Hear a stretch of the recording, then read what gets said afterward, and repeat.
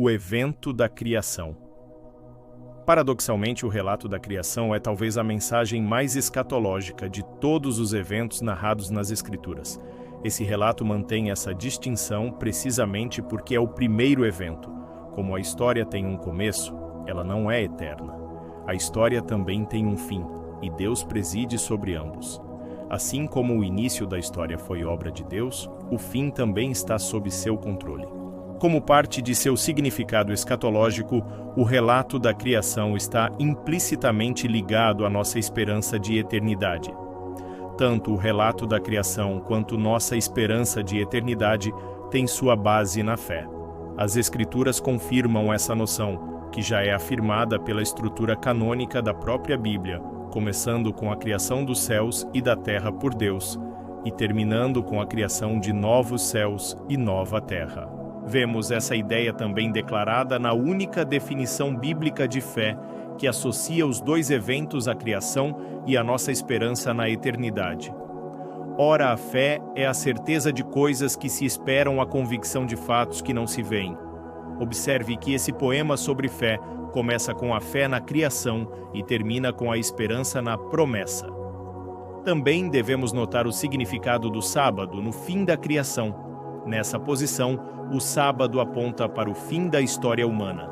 Além disso, o sábado contém tanto nossa memória da criação, quanto nossa esperança no evento futuro do reino de Deus. O dilúvio. O paralelo do dilúvio com a segunda vinda de Cristo é algo reconhecido pelo próprio Jesus. Assim como foi nos dias de Noé, assim será também a vinda do Filho do Homem. Jesus revela as semelhanças entre os dois eventos, a natureza repentina e catastrófica de suas ocorrências, as preocupações materialistas das pessoas antes da destruição da terra, comer, beber, casar, a ideia de um remanescente e a certeza do evento. A descrição do dilúvio no livro de Gênesis também aponta para o que acontecerá no fim da história humana. Deus não permanece indiferente ao mal no mundo. Ele é sensível à realidade do mal. O juízo de Deus responde à maldade das pessoas que havia se multiplicado. O evento destrutivo do dilúvio é uma ação de destruição assumida por Deus. Vou trazer um dilúvio. Ao mesmo tempo, o dilúvio também é um evento criativo redentivo, no qual Deus se lembra de suas criaturas. O ato de Deus se lembrar de suas criaturas expressa seu profundo interesse nelas.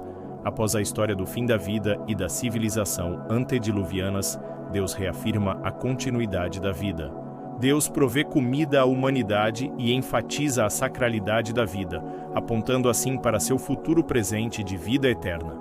E finalmente devemos considerar o arco-íris um sinal artístico e poético do perdão e amor de Deus. Note que o arco-íris nos convida a lembrar do sábado, não apenas porque ele ocupa uma posição correspondente nessa estrutura paralela à história da criação, mas também porque o arco-íris transmite mensagens semelhantes de descanso e esperança. É particularmente impressionante que o arco-íris apareça ao redor do trono de Deus como um sinal de seu futuro reinado indiscutível e ininterrupto sobre toda a terra. Sodoma e Gomorra. Depois que Deus anunciou a Abraão a promessa de um filho que transmitiria a semente messiânica para a bênção de todas as nações, a narrativa bíblica da redenção é interrompida por uma discussão divino-humana sobre a presença preocupante do mal e da perversidade. Assim como Deus fez com Noé, ele compartilha sua preocupação com Abraão, juntamente com seu plano de intervir. O movimento de Deus em direção a seus servos profetas humanos no tempo de Noé e de Abraão pode ser paralelo a um movimento semelhante no fim dos tempos, no qual Deus também compartilha com seus servos humanos seu plano de retornar para salvar e julgar a humanidade. A resposta de Abraão à intenção de Deus demonstra a responsabilidade que ele sente por sua geração e, portanto, merece nossa atenção. Dessa forma, sua resposta deve inspirar e nutrir uma resposta semelhante dentro de nós para com os outros. Observe que, ao ouvir a intenção de Deus de julgar Sodoma, Abraão não foge para um lugar distante. Ele está bem informado sobre a situação em Sodoma e Gomorra, onde alguns de seus parentes residem. A profunda consciência de Abraão sobre a situação de seus parentes não é um juízo contra eles, Por amor a eles, Abraão se coloca diante de Deus e reflete a misericórdia dele ao desafiar seu veredito, implorando ao juiz de toda a carne por seu perdão. Observe a tenacidade e perseverança de Abraão em sua oração. Abraão ainda permaneceu na presença do Senhor.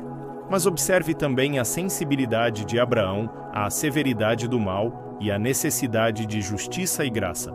Será que vais destruir o justo com o ímpio? Uma lição também deve ser tirada das ações de Deus, que não apenas desce e compartilha sua visão com seu servo humano, mas também parece encorajar sua ousadia. Podemos até dizer que Deus aprecia ser confrontado pelo argumento de Abraão, porque a defesa de Abraão ecoa seu próprio senso de misericórdia. De fato, notamos que a última resposta de Deus é a da graça. Não a destruirei por amor aos 10. O número 10 na Bíblia simboliza a ideia do mínimo necessário para fazer algo. Observe também a soberania de Deus. Quando acabou de falar com Abraão, o Senhor se retirou. Ou seja, a decisão ainda pertence a Deus. Independentemente do zelo humano, isso em última análise não deterá a vontade de Deus. Com humildade, Abraão responde ao veredito divino. Abraão voltou para onde estava antes. Daniel.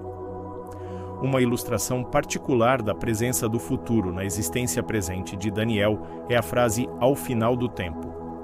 Essa frase ecoa a frase "Ketz Yamin", ao final do tempo, marcando o fim da história humana quando Daniel e os redimidos de todas as eras receberão sua herança.